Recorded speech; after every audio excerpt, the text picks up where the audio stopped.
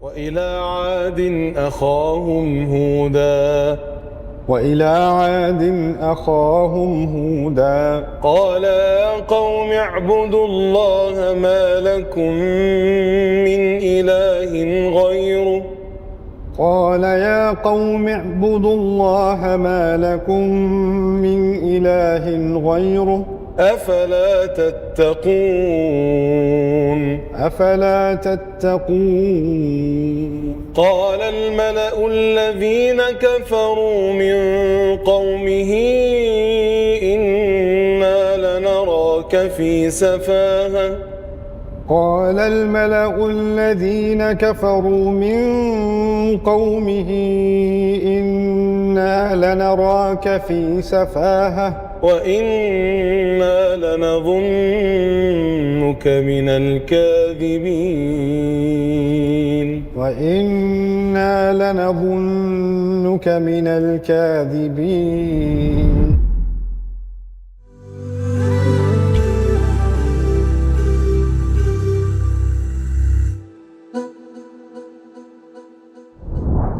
To make the most of this series, download our free guided workbook with reflective exercises from bayina.com/amazed. Today I want to talk to you about two prophets again. Both of them talked about in Surah Al-A'raf, the 7th surah. One of them is Hud and the other one is Nuh alayhi salam. Talking about Nuh alayhi salam in the same surah, Allah says, قَالَ الْمَلَأُ مِنْ قَوْمِهِ إِنَّا لَنَرَاكَ فِي ضَلَالٍ مُبِينٍ.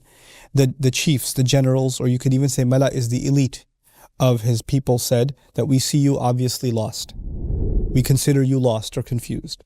So Allah is making a comment about the elite of Nuh's time, that they were at the forefront of making propaganda against Nuh. Okay, so that's the first prophet and the chiefs or the elite of that time making propaganda. The second case is that of Hud, and again the elite are highlighted. قال الملأ الذين كفروا من قومه إنا لنراك في سفاهة وإنا لنظنك من الكاذبين. The chieftains, the elite who had disbelieved from among his people said that we certainly see you immersed in stupidity, ma'adallah, and we consider you from those who lie. Okay, so now in both cases the elite are in a sense, pointed at. And the accusatory fingers pointed at them, right? They're the ones incriminated. But the interesting language is قال الملأ as opposed to قال الملأ الذين كفروا من قومه. The chiefs from his people, or the elite from his people on the one hand, and the elite who disbelieved from among his people on the other hand. Allah is actually making a distinction between the struggles of both of these prophets, and he's alluding to the fact that Nuh alayhi salam had the toughest time of all other prophets. That's why, about his nation, وَقَوْمَ نُوحٍ مِّن قَبْلِ إِنَّهُمْ كَانُوا هُمْ أَظْلَمَ وَأَطْغَى وَالْمُؤْتَفِكَةَ أَهْوَى. Allah describing them in another place in the Quran says, the Nuh's people before, they in fact were they were more wrongdoing and more rebellious than anybody else. Like the worst nation described in the Quran is the nation of Nuh. Okay?